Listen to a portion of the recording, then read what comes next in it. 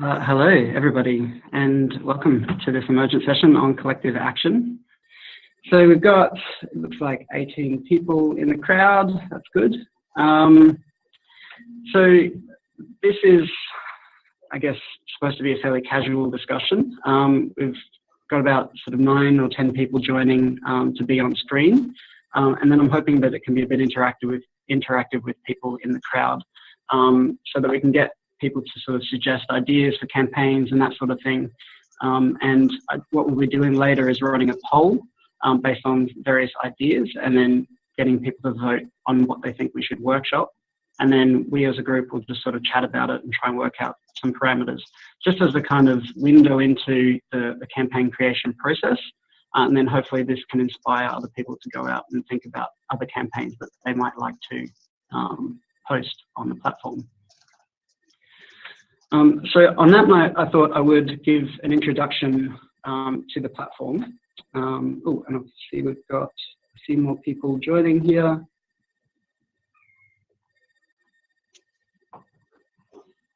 Welcome, Daniele. Welcome, Tom, when you get here.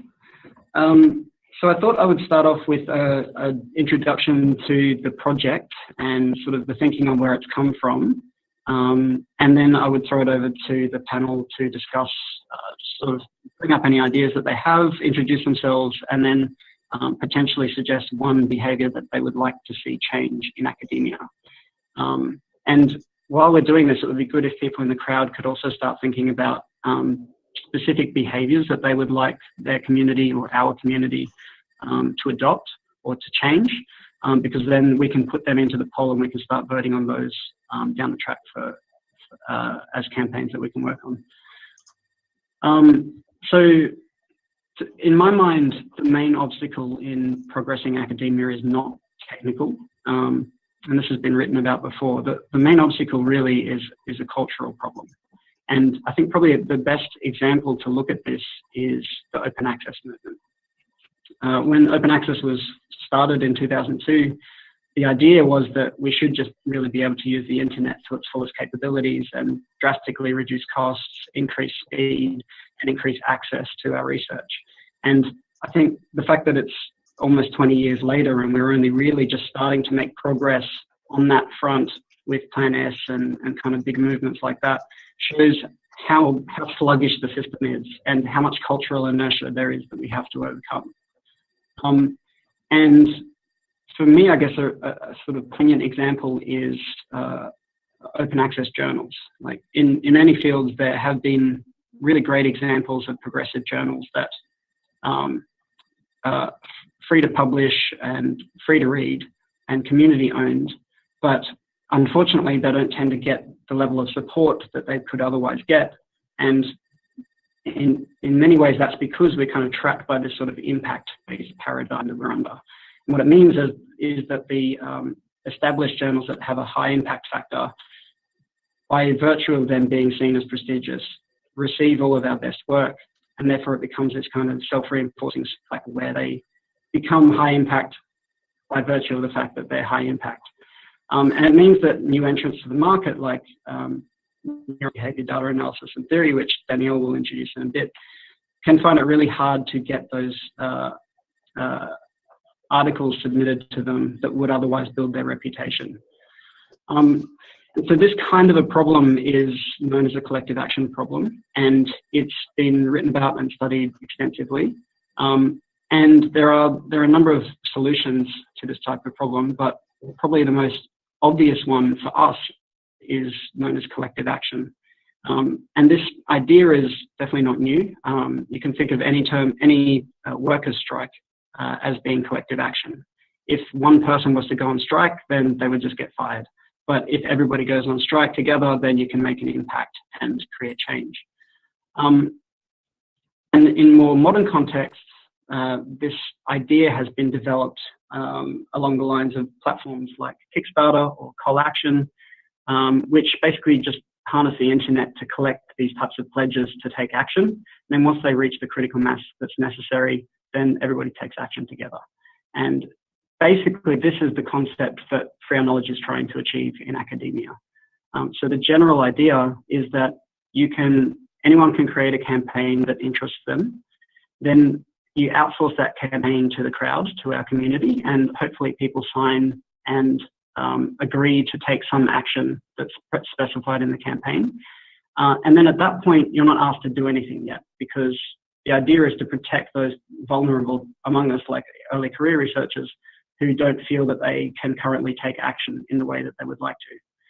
But then over time, hopefully you reach the threshold that's been predetermined. And once you reach that threshold, everybody acts together. And so what that looks like on the platform would be, we would list everybody who has signed this campaign, and then we would direct them to go out and carry out the action.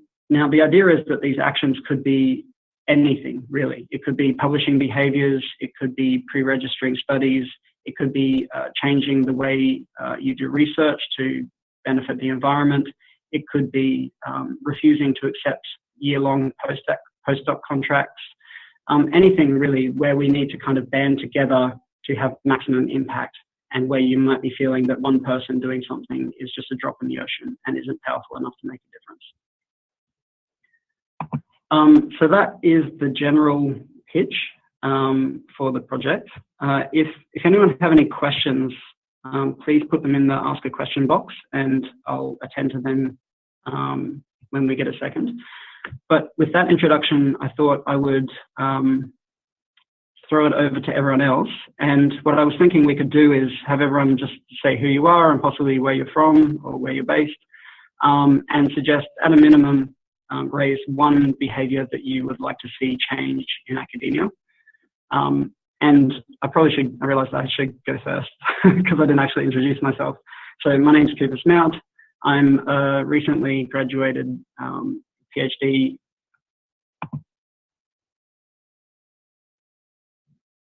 Is the audio not great on this?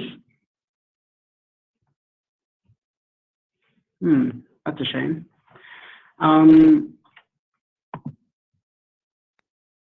Understandable, yeah, but not great. Okay, sorry about that. It might just be, okay, Vittorio's, it's okay for Vittorio. It might just be my microphone here, so we'll see how everyone else goes. But I guess with that, maybe I'll just throw it over to everyone else. And I don't know who wants to go first, but then we can at least see if it's just my audio or everyone's. So would anyone like to go first? I'm happy to talk first, Cooper, if that's good.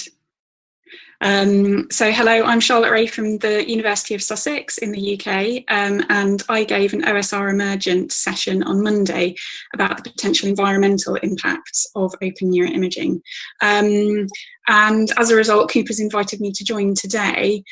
We're all here with an open science hat on, but it may well be that we can use this kind of collective action model in academia for environmental actions. And there are a few we can consider. Probably the most obvious one is reducing aviation.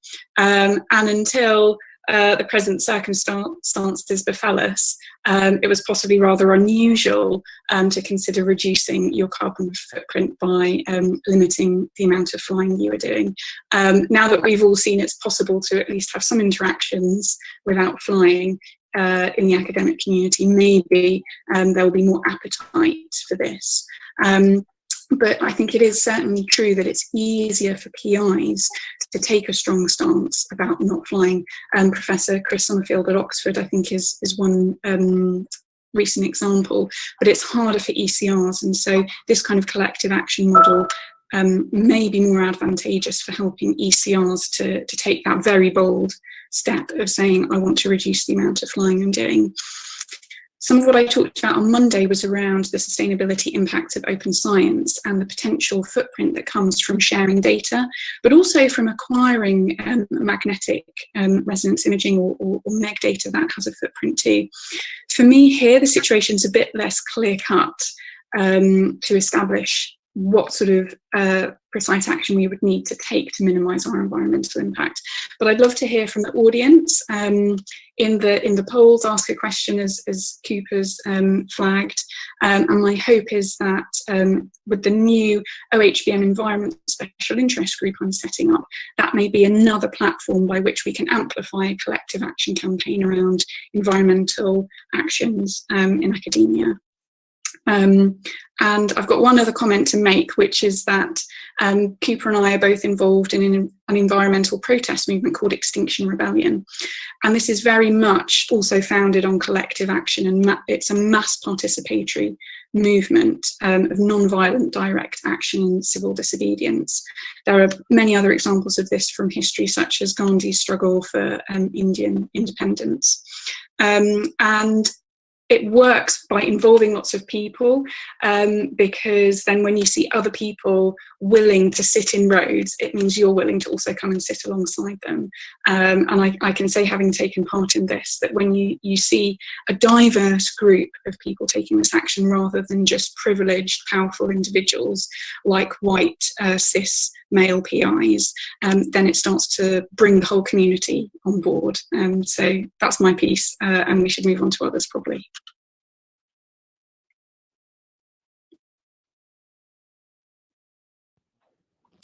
Thanks, Charlotte. Who's next?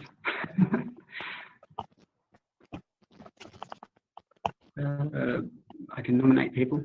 Tibor, would you like to go? Yep, I'm happy to go next. Hello, my name is Tibor Auer. I'm a research fellow at the University of Surrey in UK, and I'm working on methods a lot, and now brain modulation and some open science initiatives, Try to Bits and the NIDM. And my colleagues here about changing the publishing, and probably I think my call is a little bit more technology than cultural, but I hope to achieve it through a cultural change. So probably all of you, all of us, has done peer review, and I'm still a little bit annoyed by the technological setback of the peer review system. So it's still like using copy paste with unformatted text, and I think it still dates back from the paper-based peer review area. But so it's not just about how to make the peer review a bit more convenient, although I think in general the peer review process could be rewarding. So probably I'm not alone if I'm saying that some other peer review is like a burden on us and not something which we do it willingly. There's no reward, or not much reward for it, but it's still something which we have to do because it's part of the system, part of the process. So I thought if there's a way to make it a bit more pleasant or more even fun, if it would be updated both technologically and then just like, for example, internet as a technological advancement brought up the open science, because I think without internet there wouldn't be open science. The same way could employed on the peer review process as well. So on the GitHub issue, I already put a comment with a few suggestions how I would like to see the peer review system changed. And one is, for example, the simplest one is just simply allow formatted options, like for example, Markdown doing peer review, using some annotations, text, live documents, even Jupyter, for example, as part of the process. And on the next level, the system should allow the publishing of the peer review along with the paper, and some journals already did this, like for example, Frontiers. But these peer reviews could be itself also like a cited or citable document. So in this case, the peer review itself could be considered like a scientific contribution. Sometimes it is. I mean, obviously there are sometimes peer reviews which are just some minimum, probably because people are annoyed to simply write, oh, I'm happy with how it goes. But sometimes the peer review is the reviewer also has some scientific contribution to the paper.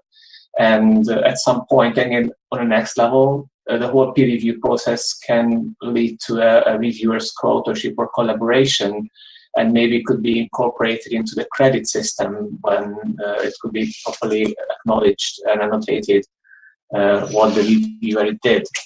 And again, on the next level, the peer review shouldn't stop until the publication, but also after the publication, which is called the post-publication review. And again, it would make the whole publication more live, not just you put that some paper and maybe no one will read it. It's a little bit also goes back to sustainability, because we produce tons of publications in each year. And some of them just sitting somewhere in the internet, maybe no one's read it. But if this whole publication would not just be like the end process of the scientific work, but full incorporated into it and part of communication, we don't necessarily need a lengthy publication of 5,000, 10,000 words with a long introduction and even longer discussions. When the actual work, the most important part, at least when I usually focused on, is the methods and the results section. And now these parts could be also more linked with some semantic web technologies, which could facilitate the liveliness of the publication. Yeah, definitely. I think there's, I'll very briefly say that the way I kind of started this project was dreaming up sort of what the end goal could be, and then trying to work out what are the actual actions we can take. And so what I've put there for your sort of actions that we could actually take is supporting journals that use the credit system, because you touched on that.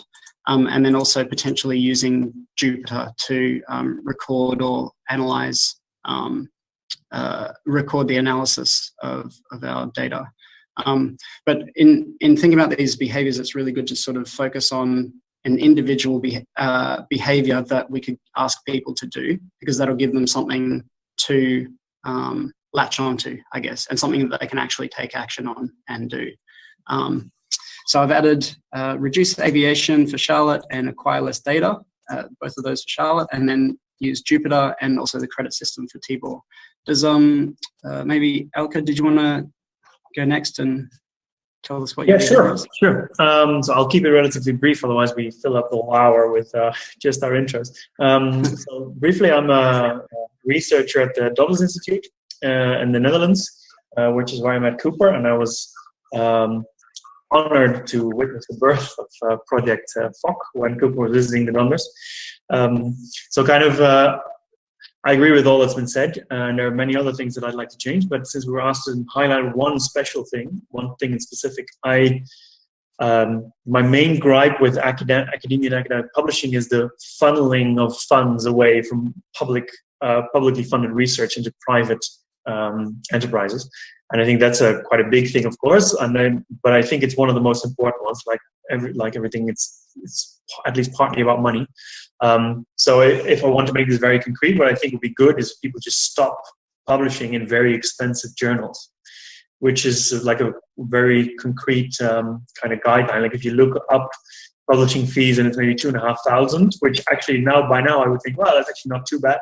But then you have to add another 2,000 to make something open access. I think that's really outrageous. So yeah, I would say people just stop publishing in very expensive journals. That would already solve quite a bit, I think. All right. Thank you, Eelke. I put stop publishing in expensive journals. That's very clear. I have to say, I mean, I probably still publish in very expensive journals, but that's the thing about the collective action, right? Yes, okay. That's the thing. None of us can take the action ourselves, but if we all do it, then we can all stop publishing in expensive journals. Who else? Who would like to go next? Just a brief introduction of yourself and then an action that you would like people to see people adopt. So, okay, I'll put up my hand as the oldie here. That's all right. Yeah, so Tom Johnstone. I am a professor at Swinburne University of Technology, and I run the Brain Imaging Centre at our university. I'm kind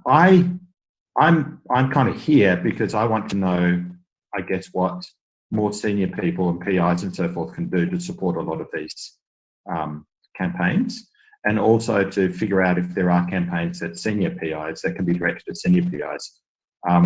I'm well aware, for example, of some of the suggestions have just been made, which I fully support, but of course the burden is being placed in a way on early career researchers, mid-career researchers. And take the case of publishing in expensive journals, for example. On the one hand, ECRs and MCRs don't have the funds often to do that, but secondly, it's really affecting their ability to get positions, get grants, get promotions, and so forth, if they're not publishing in the journals which are seen as the prestigious or the high impact journals.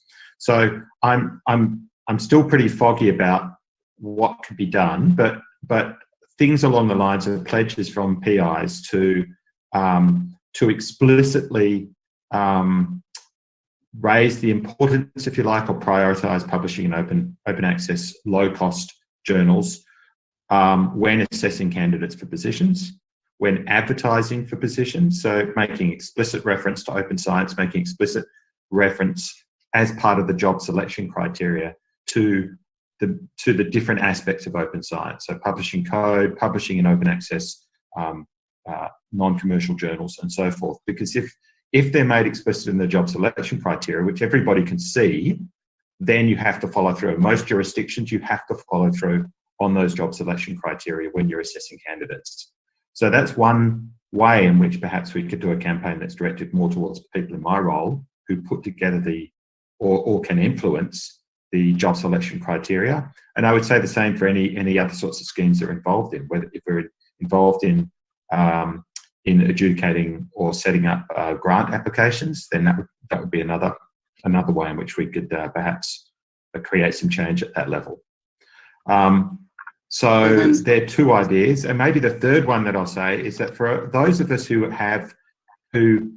if you like, have some sort of guardianship or ability to provide access to expensive technologies, such as imaging centres, perhaps we can pledge to provide a certain amount of time or access on those facilities for ECRs, MCRs who adopt open science practices.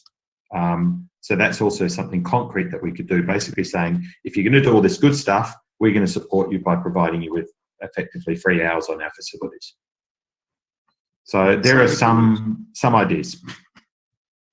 Thanks, Tom. I'm trying to put these in as a poll. Oh, so sorry. If you were to express, the idea is that if we can put a number of behaviours that people could take, and I'm thinking specifically researchers that could take these behaviours. Yes. So I'm trying to think how to sort of reframe the issues that you raise as actions that we researchers could band together and take. And I guess in the first case, you were talking about sort of putting pressure on unis to not judge according to in the way that they currently do.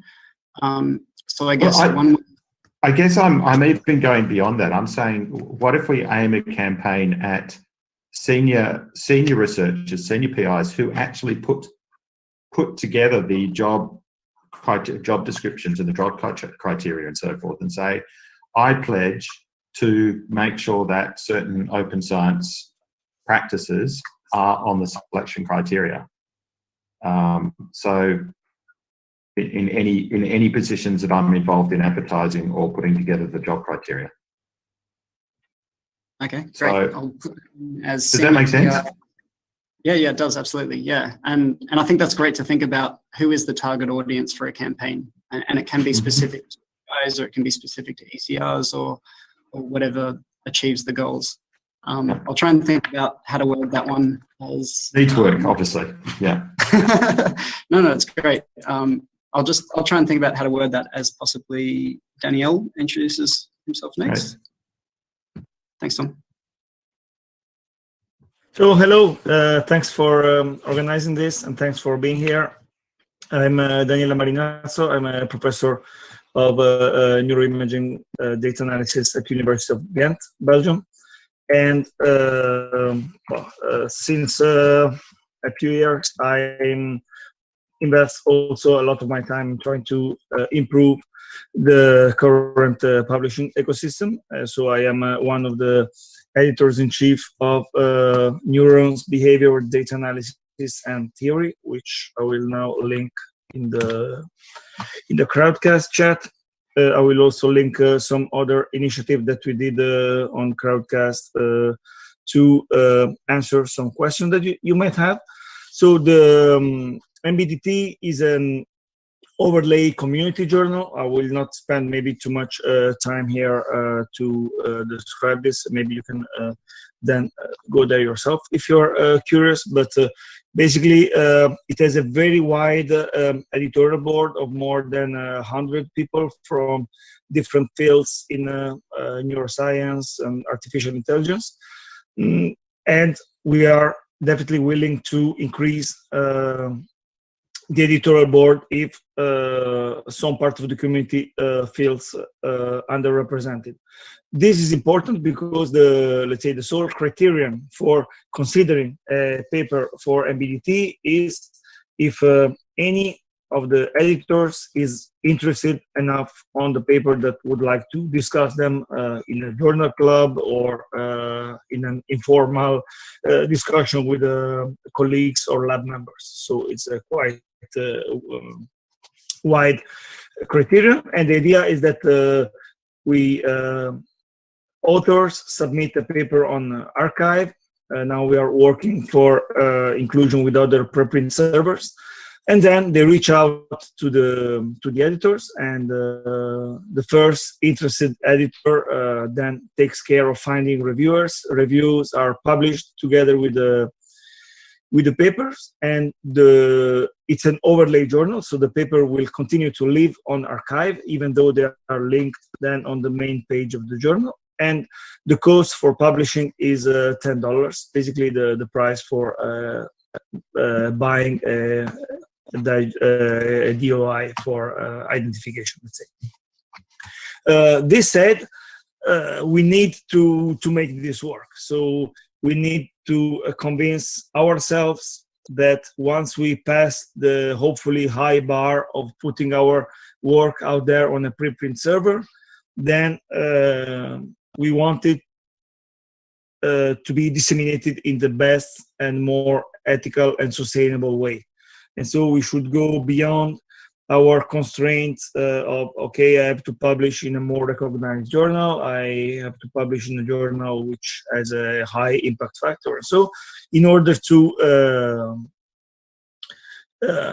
progress and to reach as fast as possible what all of us already and many of us already pledged before me.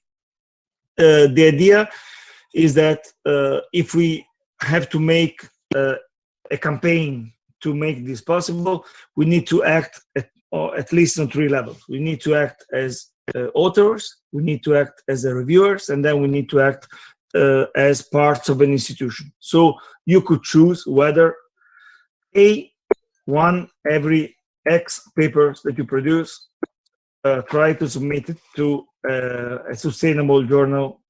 I would say MBDT, but any other alternative, of course, would be welcome.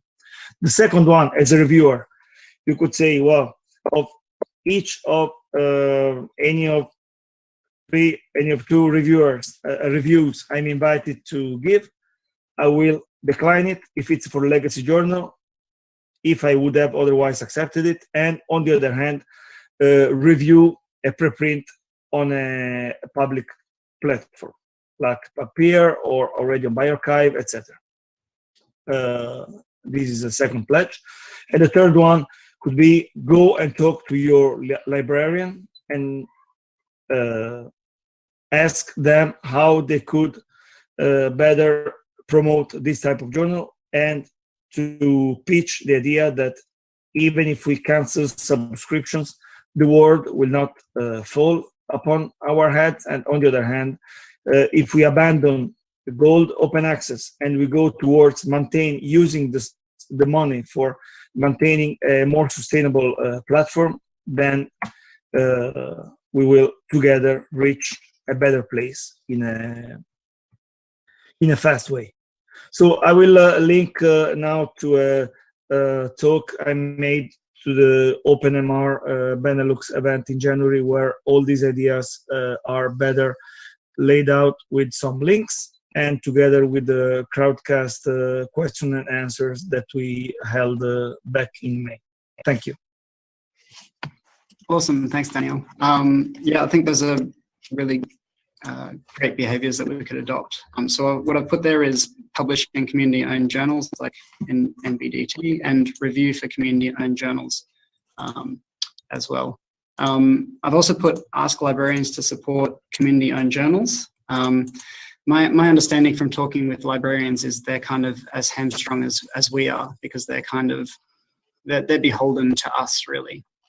And so my impression is that they would happily, more than happily, support these journals and not stock the other journals, but unfortunately that's just not the reality of their situation.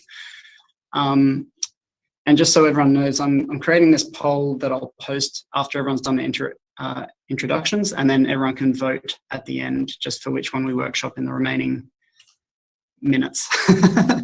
Perhaps Kelly and Chris, would you like to just briefly introduce yourselves and say a behaviour that you'd like to see change? Yes, sure. Hi, everyone. Nice to meet you all.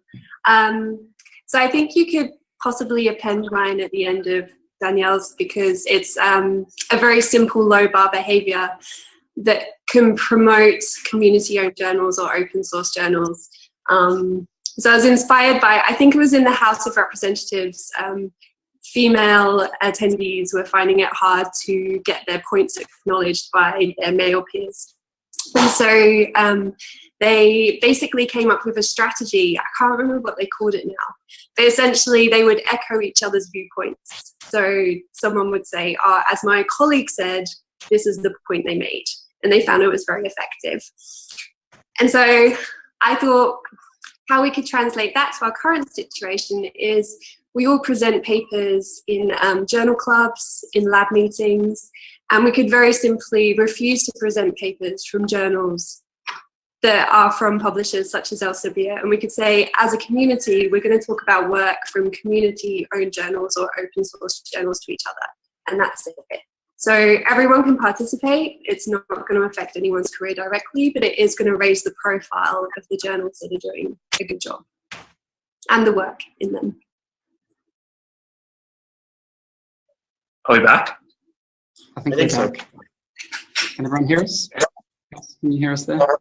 Okay, thank you, everyone. Yeah. Okay, sorry, go on, Chris. Yeah, sorry, quickly. So my interest is largely a little more technical. I see one of the things that I like my long-term interest is in more democratizing the entire review process and the editorial process of journals themselves. And I think this can be done from a technical perspective just by providing the correct platform for this sort of thing. And it's basically the idea being that there's a lot of power in the hands of editors at the moment to kind of filter papers based on their interpretation of reviews and this sort of thing. And I think largely, I think it was Tibor saying earlier that the whole review process doesn't necessarily need to stop just after a paper is published. And if you allow people to continue to review and in fact be able to review reviews and so on, then you can establish a kind of reputation in a community for how well basically how well a person's opinion is provided to each paper or to each output. And I think to begin with, just using these open reviewing platforms that already exist is a good way to do this. But I think in the long run, a better technical solution to basically provide a reviewing platform on top of something like a community journal like NBDT or something like that, where you could just continually provide better and better metadata about each paper or each contribution is a way to move forward to get away from the power held by editors and senior reviewers and that sort of thing. Can I briefly ask a question? Would that also make sense to have that as a platform on top of preprint servers rather than on top of even community journals? Yeah, well, I think that would then even remove the need for the community journals themselves, right? Eventually, it can just be preprints and whatever. And in fact, the technical aspect of it, and one of the other problems is that all of our outputs are like still based in like archaic text and static image format, and theoretically there's nothing to stop us from getting richer than that, right? And then we can get away from even preprint servers, right, and have just DOI'd actual rich media. And I think that's obviously the way forward in the long run. We're a while away from that, though, I think. No, and there's Mate would be on. Yeah, so Vinodh will talk about that in a second, actually. So he's, I think, going to touch on a platform called Pre-Review, which is, I think, a really exciting development, which is basically a preprint review platform. And I'm just going to try and share my screen because I was having troubles letting Vinodh share his. So just give me 1 second, and then I can take you through those slides. Okay, while the slides are getting there, வணக்கம், அனைவருக்கும் வணக்கம். என் பெயர் வினோத் இளங்கோவன். நான் மூளை மற்றும் நேர காட்டியின் ஆராய்ச்சியை உயிர் மருத்துவ அறிவியலாக நான் புரிகிறேன். நான் தமிழ் மொழியில் பேசுகிறேன், ஆனால் ஆங்கிலத்தில் சிந்திக்கிறேன், நரம்பியலை பற்றியும். I just said that my name is Vinodh. I'm a neuroscientist, and I speak the language Tamil, but I think in language English. And this exactly shows that language is not a barrier for participation. It's a tool and means to contribute and communicate. So the slides would come, but I just wanted to show that because of the colonialism that has happened in the history, and now the knowledge producers are kind of skewed towards the global north or the Western or the Anglo-centric world, while you would see that we could maybe go to the next slide where you could see there's a skew of the scholarly content that is produced. So where you could kind of appreciate that only the global north is highly represented as the knowledge producer, whereas the rest of the world is considered as the knowledge consumers. But indeed, the indigenous communities and the tribal communities across the world have been producing a lot of knowledge, not only about things of water management and so on, but also theories about brain and things like that. One of the reasons why we even talk about this is to also appreciate the fact that scholarship is not just an intellectual exercise. It is humans coming together with other humans in order to study the life of humans, and we bring our own selves and representing our own selves here. The slides are not showing on Crowdcast. That is frustrating. Sorry, Vinodh, I didn't actually prep for slides with this method, but perhaps you could just talk us through what you're going to say. Is that okay? Yes, I will take you through this, and then I will share also the slides through Figshare, so that way, that will be available for you to see later. So the next point that I wanted to emphasize is that scholarship is, just not an intellectual exercise, but it's we humans working together with humans in a collaborative way.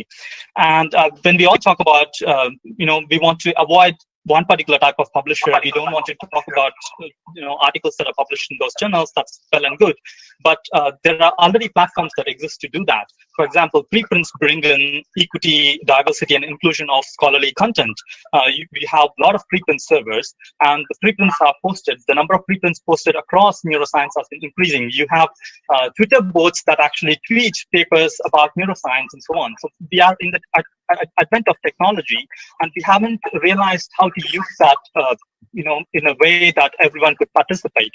We are constantly excluding certain communities from participating in the dialogue of knowledge production. Also within the neuroscience community.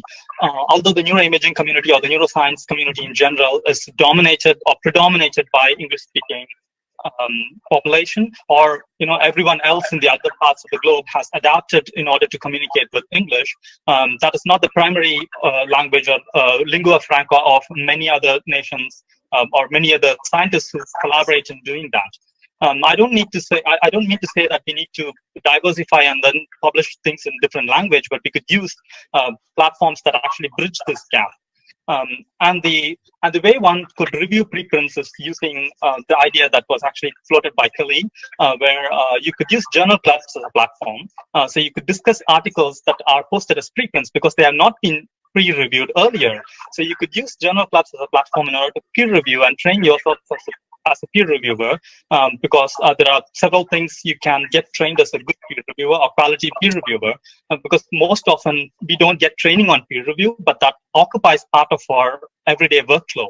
It takes time to read that article, and then it takes time to get back to those reviewers with very critical and constructive comments in a civil way. This is something that not we all of us have got used to us from reviewer number 2, because we're all angry with that, or that reviewer number 2 is angry with us.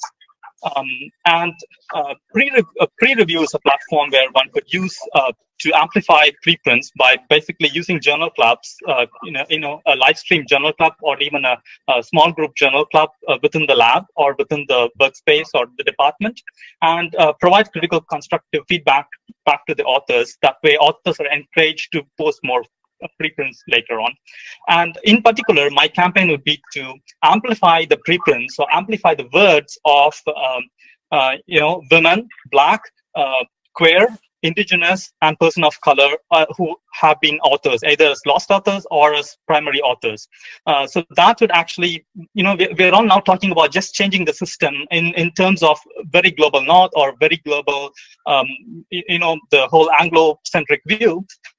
But I think it needs to be brought into attention that the neuroscience community is a global community. And if you're not including everyone into the equity, where we want to change the system, but we want to only provide equitable access to certain people, that's not going to happen. When we want to change things, we need to change it for the better.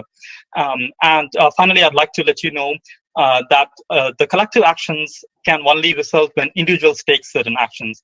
And it's in your hand to actually take the right action, where you start the dialogue of, having a journal club in your department or in your lab, and also talking with your supervisors on what can be done with this preprint and how does that impact your work, and can you include that in your work by citing that preprint for your next grant or next article that you're writing, and so on. So looking at preprints should not just be stopping at tweeting it and reading it and so on, but it should also, the scholarly dialogue or the scholarly process need to be integrated into it.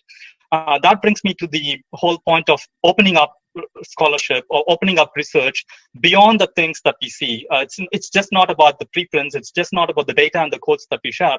At every stage of the research cycle, starting from the hypothesis, for example, registered reports, until the point we get into a finalized output as a preprint, and then constantly discussions on that, and then people keep on evaluating, saying that method doesn't work, this doesn't work in this context, and so on. That needs to keep on evolving, and all of those steps needs to be opened up.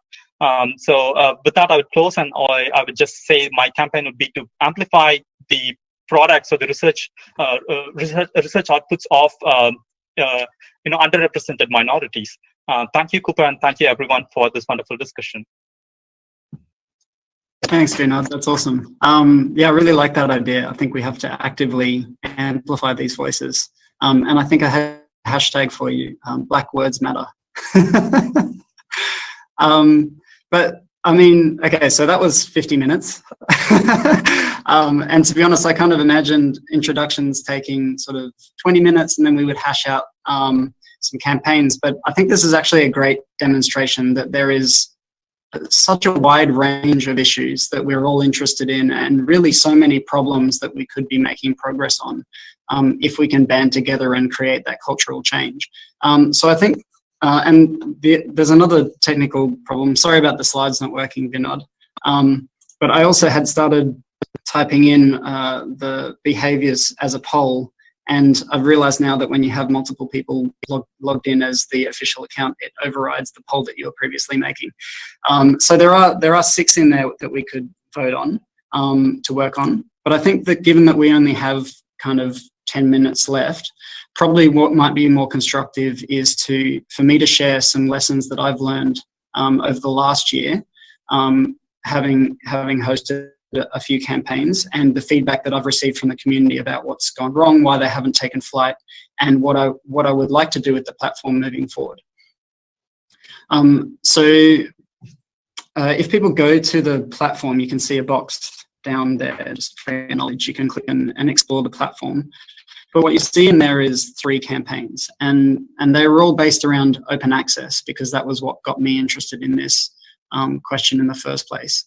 And I originally imagined those campaigns as a kind of sign up, 30% of your field or something, like a really huge number, a large enough number that it would you would have the protection of your community and be able to change your behavior to only support journals XYZ and no longer support the Elsevier's or the Nature's or the other expensive commercially owned journals. What I've learned through this process is, and the feedback that I've received, is that having really big, grand vision dreams like that is a bit too intangible for people. And so what I've realized since is that it probably makes more sense to have a small scale achievable goal. And so what I mean by that is something that's very tangible. So part of the feedback I've had is it's very unclear to work out what this pledge actually means. Like what journals am I pledging to support? And so it would be very beneficial when thinking about these campaigns to have a very specific action. And that might be something like to post a preprint, or it might be to do one pre-registered study, or it might be to complete a review on pre-review, or it might be to, say, not fly to conferences for the next year. So something that's very tangible and people can grasp and get their head around what they're being asked to do.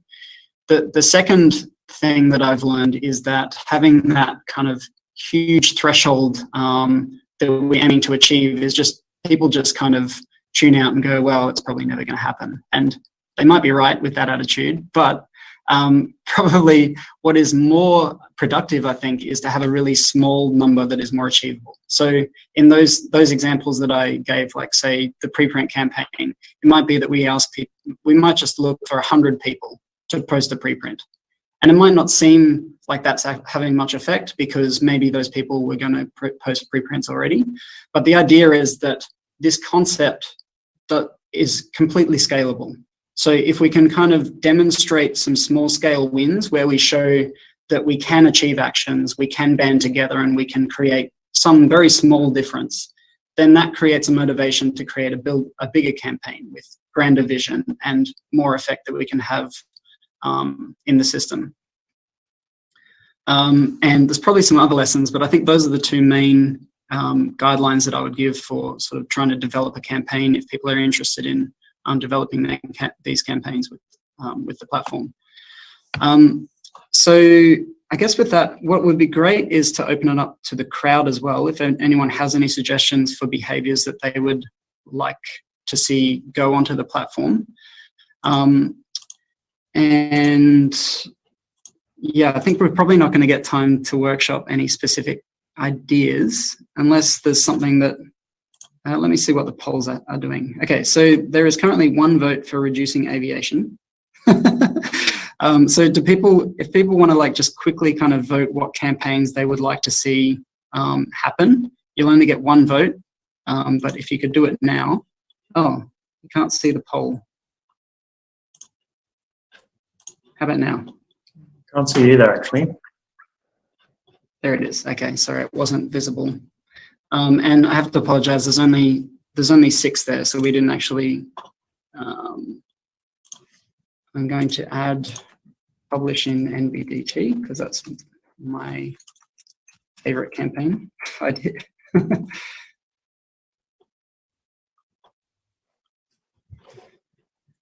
Meanwhile, can I maybe say something about the last one you mentioned about the smaller campaigns, right? So yes. See an idea, which is not, this is not really about what should we strive for in terms of campaigns, but maybe how to strive for it. If the platform, like the website platform, becomes more like a buffet of stuff we can choose that that would provide like a small step towards improving academia, that might be an option, right? Now there's like 3 levels you can pledge at, but if there's maybe like 15 things you can choose, and some of them are very low threshold, like if 500 people pledge to always publish a preprint, then I will do so as well. That would be very doable, right? And that could generate some momentum for the bigger ones to kick off as well. Yeah, absolutely. That's a really great point. And yeah, I kind of see this potentially evolving into a kind of shopping mall for behavioral change, because I think what we're touching on here with this discussion is that all of these issues are interrelated, and the more you dive into open science, you realize that the issue that I care about is very related to the issue that you may care about, and progressing one issue can really help us move the whole field forward on other issues. And there's so much overlap that if you're interested in preprints, you're probably also interested in reviewing preprints. So if we can set it up as a sort of smorgasbord of behavioral change, then hopefully that creates a lot of crossover between the campaigns and sort of cross-fertilizes participation. So I guess that's the kind of, the dream that I would love this platform to turn into. But Sin has posted that it's up now. So okay, so looks like we've got a clear win for open science hiring. And that's great. That's an idea that I definitely hadn't thought of. And I love the idea of targeting PIs.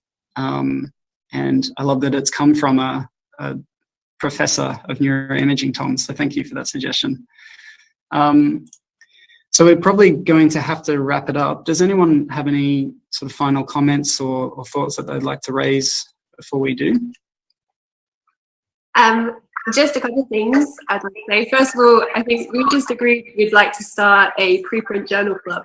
So thanks, Vinodh. That was really inspiring. And then, so Koops, what would your ideal next steps for us to be? What are they? So should we tap more and perhaps maybe concentrate on campaigns, or should we all launch our campaign on book? Like, what was your vision for that? Yeah, great question. Thanks. The obstacle right now is actually development. So the platform is pretty much built, but it's built to host the type of open access campaign that I originally put up there. So as you can see, there's a lot of flexibility and different features that different campaigns would need that we can develop. And so the platform needs kind of just a tiny bit of work, probably a few hours of development, to be flexible enough to host these different types of campaigns. Then ideally the vision would be that we could open it up to anyone, and anyone could propose their own campaign, kind of like Kickstarter. The user can come along and create their own campaign, and then just pitch it and put it out in the community, and then hopefully drive it themselves.